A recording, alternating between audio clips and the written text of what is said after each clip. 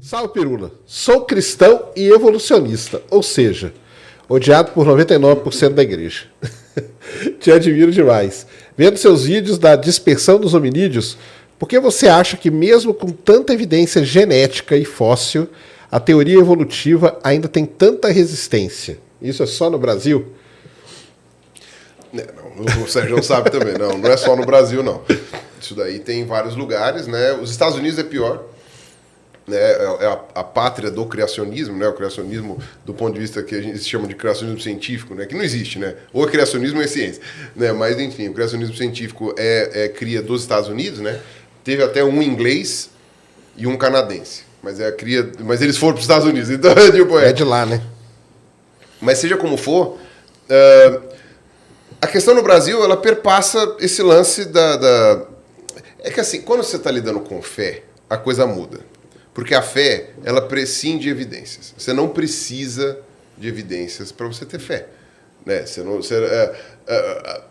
Você acredita porque você acredita. Né? Tem gente que, se começar a cavar muito fundo, para. A pessoa está lá e fala, eu quero pesquisar isso. Não, não, para. Porque não, tá incomodando, eu não quero parar de acreditar no que eu acredito, então isso daqui está entrando em contradição, eu não quero. Você tem pessoas que explicam isso de outras maneiras, né? Enfim, que conseguem justificar, dizendo, não, esses fósseis, realmente eles parecem muito antigos, mas Deus colocou lá para testar a fé da gente. Então, tipo, não, eles parecem antigos. Não, mas você faz a datação radiotópica, então é antigo, Mas não é antigo. Parece antigo, mas não é. Mas não tão antigo como você diz. É antigo, mas não tão, né? Eles colocam isso daí, mas assim, até você chega e fala assim, não, mas tem 400 milhões de anos. Não, eu entendo, parece que tem. Parece que tem, mas não é. É tipo uma autonegação. A pessoa está tentando fazer, né, para ela mesma, né, talvez. E isso é uma coisa interessante. Agora, quando você coloca isso daí numa religião organizada, aí você passa a ter como é que se fala? Um protocolo. E aí o protocolo isso é mentira. Cientistas não sabem o que estão falando. Né? E é inconciliável. Né? E aí fica numa coisa que entra no troço complicado. Dá muito trabalho, eventualmente, para você explicar a evolução. E é muito menos trabalhoso você ler 3 páginas da Bíblia, porque é literalmente isso. Na verdade, são 2 páginas da Bíblia e acabou. Né, até o fim do dilúvio. Depois acabou. O resto aí é Abraão, essas coisas todas aí já são os patriarcas lá. Então, 2, 3 páginas da Bíblia é muito mais simples, é muito mais fácil, né? Deus criou o céu e a terra, separou as águas de cima e de baixo, fez não sei o quê, depois criou os animais e tal. É uma coisa muito mais simples. Quando você começa a estudar e você vê que tudo aquilo lá é impossível, e é impossível mesmo, do ponto de vista factual, né? O Gênesis bíblico, do jeito que está escrito, é impossível. Um dilúvio mundial que cobriu a Terra toda é impossível. Impossível com relação a todas as leis da física que a gente tem, a tudo que se estabelece. É impossível. É porque também o mundo para eles era uma regiãozinha ali, né? É porque a Bíblia tem aquele negócio de ser tudo figurado, né? Exato. Tem que levar isso, né? Era tudo figurado, e mesmo que não fosse, era aquela região ali. Pode ter rolado um dilúvio ali. E aquilo ali para eles era o mundo. Né? Você colocar isso daí dentro de uma coisa... Né? O pessoal fala, não é possível que tenha havido dilúvio. Não só é possível, como houve. Houve milhões de dilúvios ao longo da história do planeta. Eu garanto que nenhum deles cobriu o mundo todo. Exato. Eu garanto que nenhum deles cobriu o mundo todo, porque é impossível. Nós não teríamos planeta se o mundo todo tivesse sido coberto de água, porque a gente está falando de uma pressão hídrica gigantesca em cima dos continentes. E para onde vai esta água? Né? A Bíblia fala de 40 dias do planeta esvaziando. Mas nem você abrindo uns ralos do tamanho do Acre, você consegue escoar uma quantidade de água que cobre o planeta inteiro fora dos oceanos. Na verdade, se você fosse escoar a água dos oceanos hoje, você teria que abrir uns buracão do tamanho da Islândia e ia demorar, sei lá, anos. Não é uma coisa assim. Então, tipo, dá para afirmar categoricamente que o dilúvio bíblico não existiu. Ou o dilúvio bíblico mundial. Talvez tenha ocorrido um dilúvio local que eles tenham colocado no papel, uma coisa assim, em algum momento, né? Séculos depois, quando eles foram compilar isso por escrito. Né? Mas é impossível, do ponto de vista físico, do ponto de vista estrutural, do ponto de vista geológico, do ponto de vista hídrico, é impossível que tenha havido um dilúvio mundial. Exato. Em qualquer momento do planeta. Agora, quando você está falando de uma questão religiosa, Aí, a descoberta, certas coisas, para você começar a tentar questionar, passa por conhecimento. Por exemplo, boa parte dos criacionistas que eu já encontrei tem um conhecimento extremamente fraco sobre biodiversidade. Sobre biodiversidade atual, não fóssil. Você começa a falar sobre a diversidade de lagartos, por exemplo. Você tem, acho que, sei lá, 6 mil espécies de lagarto hoje conhecidas. Não, 6 mil não, 4 mil e poucas, sei lá o quê. Você começa a falar... Não, é 6 mil, acho que é 6 mil e... Puta... 7 mil, não lembro agora. Lagartos e serpentes são 11 mil espécies, somados os dois. A serpente é um tipo de lagarto, né? É um tipo de lagarto que perdeu as pernas. Então, acho que de serpentes são 3 mil. Então, umas 8 mil espécies de lagartos você tem vivas hoje. Eles falam que não é possível. Não é que não fala que não é possível, não conhece. Entendi. Eles não conhecem. Você chega para as pessoas... Alguns conhecem, não estou falando que todos são ignorantes, mas a maioria dos criacionistas com quem eu já conversei não tem noção disso. E aí você fala, você sabia que tem lagarto que é assim, que é assado, tem iguana que é marinha, tem iguana que é arborícola. Cada uma dessas famílias tem lagarto que não tem perna. Lagarto que não tem perna, né? Não só as serpentes. Você tem outros, né, que perderam. Tem uns que parecem umas minhocas, que são as anfisbenas. Isso aqui é um lagarto. Não, isso aqui é uma minhoca. Não é. Quer ver? Olha a anatomia. Aí você vai lá, anatomia comparada. 90% do começo lá da era vitoriana, quando o pessoal estava estudando evolução, era anatomia comparada. Você não tinha genética. Você pegava o crânio dos bichos, o esqueleto, quando era invertebrado, quando era planta, você pegava ali as estruturas, preservava no formol, no álcool, enfim... E você ficava estudando que e fazia conhece, né? comparações. O Museu de Anatomia Comparada de Harvard, por exemplo, ele é famosíssimo por isso.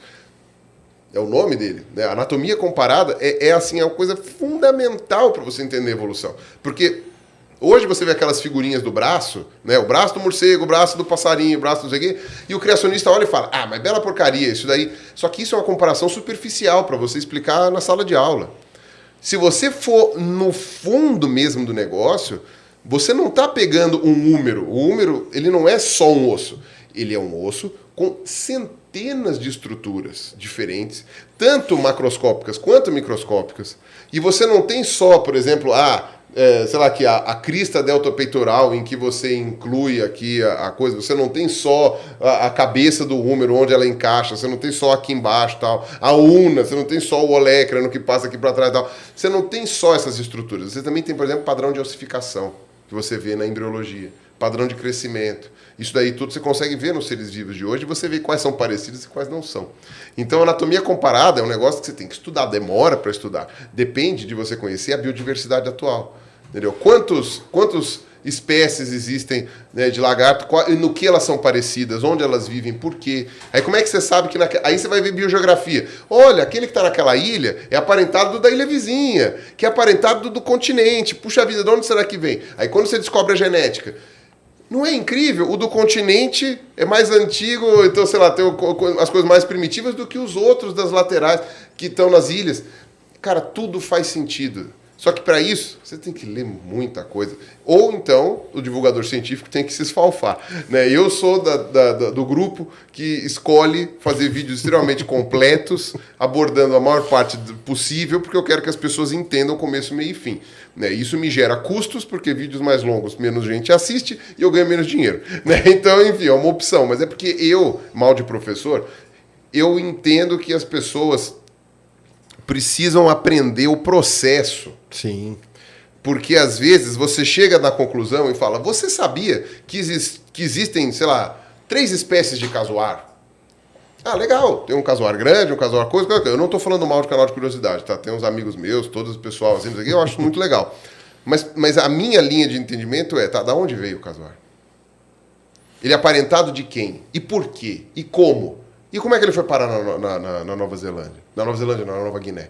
E como que ele fez isso? Sabe, tipo, e aí quando eu vejo, eu tô fazendo já um mapa com toda a evolução das aves paleognatas, o caminho, não sei o que, pronto, 1 hora de vídeo. Esse é o meu jeito, né? Mas é mal de professor, porque se você dá aula para os alunos e você não explica do começo, ninguém entende porra nenhuma. E uma disciplina de faculdade, ela tem começo, meio e fim. De faculdade, exato, de escola, de qualquer lugar. Ela tem um curso livre, né, do curso do Sérgio. Né, você tem começo, meio e fim. E aí eu faço desse jeito. É mais fácil, usando o meu vídeo dos hominídeos, entender a evolução dos hominídeos do que você pegando uma reportagem que narra a descoberta de um novo fóssil de Homo heidelbergensis? Eu quero acreditar que é mais fácil. Eu quero acreditar que demonstrando esses achados... Isso que o meu vídeo dos hominídeos ele é narrativo. Ele não é tão explicativo, ele vai narrando. Mas eu não pego para explicar a diferença do Homo heidelbergensis para o Homo erectus, para o Australopithecus. Eu não fico falando, não, a crista supraciliar, não sei o que, você pega, põe um paquímetro aqui, você vê a distância, tal, os centímetros cúbicos, e aí, não, mas a formação do queixo, tal. Eu não pego para explicar isso. Eu falo em linhas gerais, é um vídeo narrativo, não é um vídeo explicativo, comparativo, essas coisas. Mas quando você vai fazendo essas coisas minuciosamente, e aí você tem como tirar material genético de alguns desses materiais, porque eles são recentes o suficiente, quando você vai fazendo isso, cara, aquilo é um véu que cai do seu olho, você observa e você fala, mano, não tem outra explicação. Aí é o Teodósio Dobzhansky, que por um acaso era cristão ortodoxo. Né? O Teodósio Dobzhansky, ele falava, nada em biologia faz sentido se não for à luz da evolução. E ele falava isso na década de 60. O Setembrinho teve aula com o Dobzhansky. E o que você acha que melhorou esses últimos anos aí? Como que tá? Melhorou. Deu uma melhorada? Melhorou, mas tem contra-ataque, né? Entendi. Né, tem aquela coisa. Então, melhorou por causa da divulgação científica, por causa dos jornalistas de ciência que começaram a fazer um trabalho que foi mais divulgado. Né? Teve essa melhora. Exposições, como essa dos dinossauros lá na Bienal, mas teve outras. Então, por exemplo, o Anelli também organizou o Dinos na Oca, que foi, acho que, 2006, 2007, sei lá, vai muito tempo, 2007, não sei, vai muito tempo Dinos na Oca. Aí você teve a exposição do Darwin lá no MASP também, acho que foi 2010, 2009, uma coisa assim. Não, foi depois, 2012. Enfim, você teve esses acontecimentos. O problema é que tem força contrária. Né? O YouTube também foi descoberto. Então, você tem, por exemplo, sei lá, o Rodrigo Silva, que é aquele cara lá, que, enfim, pode ser uma ótima pessoa, uma pessoa muito simpática, é um cara muito não sei o quê, tem uma puta história de vida, pode ser um excelente pastor. Quando ele chega para falar de evolução, ele só fala bosta. E é bosta mesmo. Ele não fala assim, não, como eu falei, o esterco do elefante ele serve como uma biota gigantesca para, sei lá, o besouro rola bosta, para vermes, para coisa, para não sei o quê. As bostas que o Rodrigo Silva fala são estéreis. Não tem nada lá. É só a bosta e o cheiro. Porque, tipo, não sabe nada de evolução. Nada. E são argumentos pueris. Porque ainda assim, você chega, às vezes você pega uns criacionistas que tem uns argumentos elaborados. O cara chega e fala, não, porque é isso, porque aquilo, não. O Rodrigo Silva, você olha, você chega a ficar até um pouco meio compadecido, que você fala assim, putz, são uns argumentos de criança, sabe? São umas coisas muito fraquinhas para quem não leu nada, não foi atrás de nada, não pesquisou nada, entendeu? Então, nesse ponto, você tem uns criacionistas mais elaborados. Entendi. Né? Mas, geralmente, não são adventistas, né? O Rodrigo Silva, ele é adventista, então, eventualmente, você tem... Depende da vertente da igreja, né? Você tem isso daí. Vai procurar essa linha, né? Agora, isso falando de criacionismo cristão, né? Se você for, por exemplo, para o Islã, aí é outro tipo de coisa. Né? Aí você tem os muçulmanos, que são criacionistas literais também, do Corão, que é muito parecido, né? São livros inspirados uns nos outros ali, né? Então não é muito diferente do Velho Testamento. E você tem os criacionistas muçulmanos, que eles aceitam a evolução até chegar no ser humano. Chegou no ser humano, blasfêmia. Entendi. Né? Então, tipo, não, evolução de dinossauro virou ave? Não, ave é dinossauro? Tá ótimo. Não, os crocodilos andavam na terra. Não tem problema. Extinção permutriásica, a gente aceita. Não, e aí quando chega em primata e o ser humano vai pra...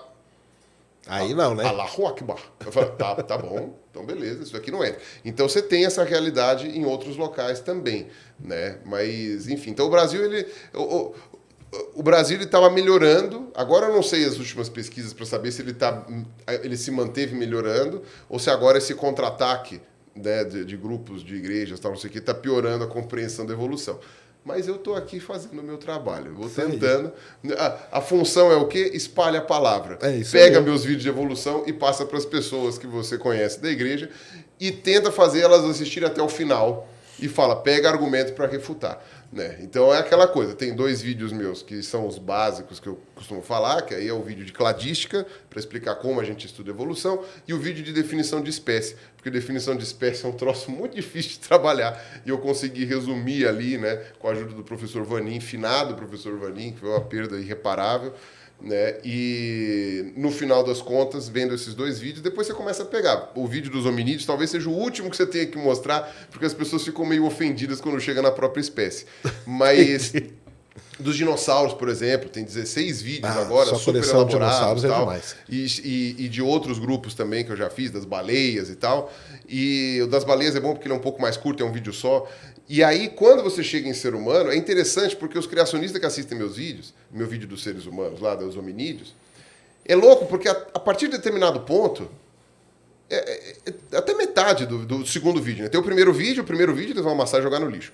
O segundo vídeo, até a metade, a primeira metade, eles provavelmente vão falar também, isso aí é cientista, tudo inventando. Da metade pra frente, eu chego na parte que os criacionistas acreditam. Eu passo dos 10 mil anos. Entendi. Aí da metade pra frente... Aí chegou na época, né? Mas mesmo assim, eles pegam o meu vídeo inteiro, amassam e jogam fora. Eu falei assim, então tá bom, vai. Nem chega até lá. Essa é a questão. Tem que chegar. Claro. Tem que chegar até o fim. Quer refutar? Refuta ponto a ponto. Mas o que você está falando, Pirula, inclusive para o pessoal, quem acaba fazendo isso nem é a pessoa que está lá na igreja, que vai para a missa, que vai para o culto, não. É a pessoa que está lá no canal, no YouTube, que quer ganhar dinheiro dessas pessoas que acreditam em Deus, que vão na igreja e tudo mais, e para poder, porque ele tem que manter aquela pose de ficar batendo em você o tempo todo, falando o Pirula tá errado, o Pirula isso e aquilo. A grande maioria são essas pessoas, e são eles que atraem. Hoje em dia, esses criacionistas aí do YouTube, eles estão crescendo de novo. Sim. De novo. Porque tem aí umas linhas de pesquisa que... Enfim, tem os 2 ou 3 maluquinhos aí que estão voltando a mobilizar uma galerinha. O meu canal, ele até que está um pouquinho livre disso. Eu recebo ainda esses grupinhos. Eu até sei, fizeram vídeo falando de mim, eu não quero nem saber. Mas eu não tenho recebido tanto dessas coisas assim, né? Desse negócio. O pessoal está preocupado com outras coisas assim, né? Agora, né? Enfim, tem outras coisas para se preocupar, são piores. Mas seja como for, a pandemia deu uma mexida, né? A galera ficou muito focada em pandemia, né? Agora estão voltando alguns criacionistas. Mas você também tem a questão de vertentes, né? Então, por exemplo, a Universidade Adventista. Os adventistas têm uma universidade. Então, para os adventistas é interessante você espalhar palavras criacionistas, porque os caras ensinam isso. Tem colégio adventista e universidade adventista. Então, você vai ver que aqui no Brasil, pelo menos 40%, 50% dos criacionistas são adventistas. E dos que vão encher teu saco. Né? Não dos que acreditam, porque boa parte das pessoas nunca estudou, então nem sabe. Né? Agora, daqueles que são criacionistas ativos que vão encher teu saco, quase metade é adventista. Por quê? Porque eles têm uma universidade, eles têm faculdade, têm colégio. Tem que defender a causa, né? Os caras estão defendendo a causa deles, né? Eles têm um curso de biologia que ensina tudo errado. E eu posso falar isso de boca cheia, te ensina tudo errado. Aí você tem uma parte que é metodista. Aí você tem uma parte que é presbiteriana, junto com Mackenzie e tal, não sei o quê. Então, quer dizer... Agora, você tem outros. Sei lá, eu acho que... o Eberlin é batista. Mas a maior parte das denominações, lá, neopentecostal, eu não conheço nenhum grande criacionista neopentecostal. Porque os caras, eles estão afim de tudo, menos de escola e de faculdade, né? Os caras, eles querem justamente que o rebanho não aprenda nada, né? Então, tipo, para eles interessante é isso. Melhor deixar quieto. Para outras vertentes, eu sei que tem essa questão que é importante, né? Entendi. E você que está assistindo esse vídeo aqui no Talk Flow, se liga, olha só. Primeiro que você pode se tornar um membro, e aí você pode se tornar tanto um membro burguês quanto um membro humilde. E aí isso tem uma diferença aí no que você vai ganhar de volta. Desconto na loja, uns adesivos que a gente manda e por aí vai, tem várias paradas.